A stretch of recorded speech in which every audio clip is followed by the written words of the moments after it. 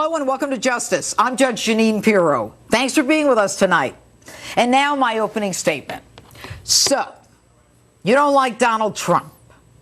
You're going to create a unity ticket of other candidates to make sure that he doesn't win. Say again? You want to stop one of the biggest vote getters in your own party's Republican primary history? Yet Donald Trump must be stopped is the Republican Party's mantra. Hey, I didn't always like my party's choice for president, but I generally supported him. Good that Trump is a white male, otherwise they'd be accused of being racist, and lucky Trump's not gay, otherwise the Republican Party would be accused of being homophobic. So let me see if I understand this.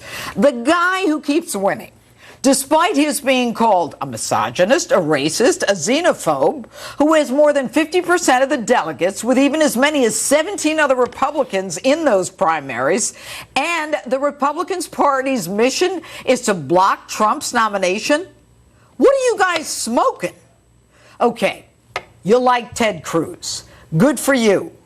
But he needs to win 80% of the remaining Republican delegates. Keep dreaming, guys. It ain't gonna happen.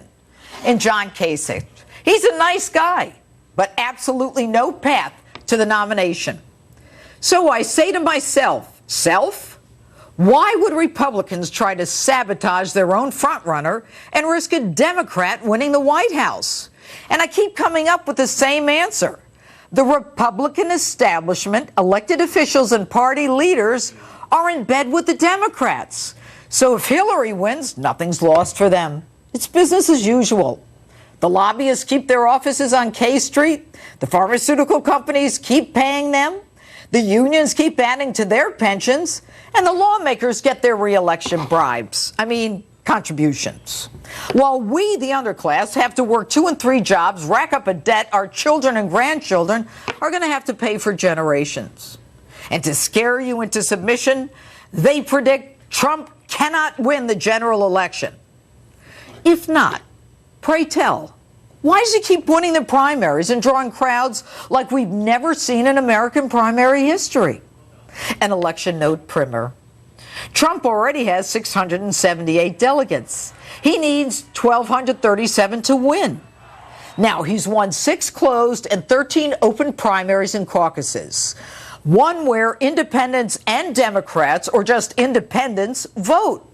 So why is this important? It tells you that Trump, besides winning the base, is appealing to independents and Democrats as well. Does that not bode well for the general election, especially against an establishment politician most people consider untrustworthy and dishonest? So now they say he's divisive. Yet, think about this. The looting and the burning and the riots in Ferguson happened long before Trump. Black Lives Matter, Occupy Wall Street, MoveOn.org, all before Trump. The "what do we want dead cops, when do we want them now" chant, all before Trump. It's astonishing.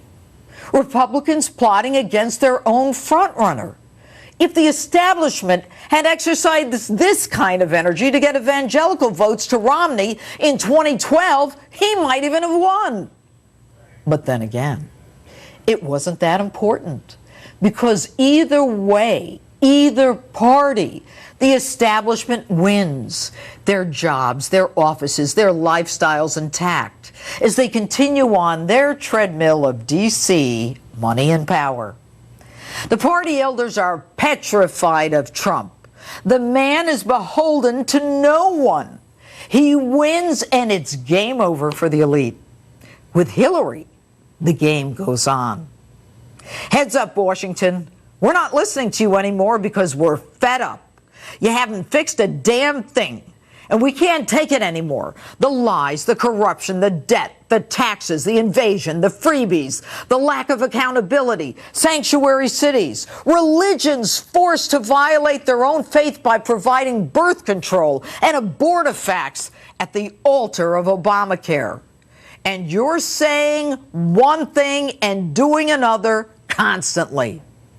The patronage games and the free ride on our backs are over. You're just not listening.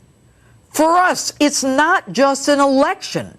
It's a selection of Supreme Court justices and the direction our country takes for generations. We don't want anything more than what our founding fathers intended. The slippery slope into socialism does not work for us.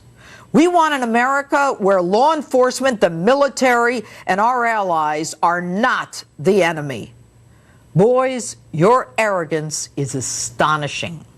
And your condescension and scorn for the will of the American people is both mind-boggling and reminiscent of another time in our history. You know, from the beginning, we knew this would be a political revolution. Be careful, boys. Be very, very careful.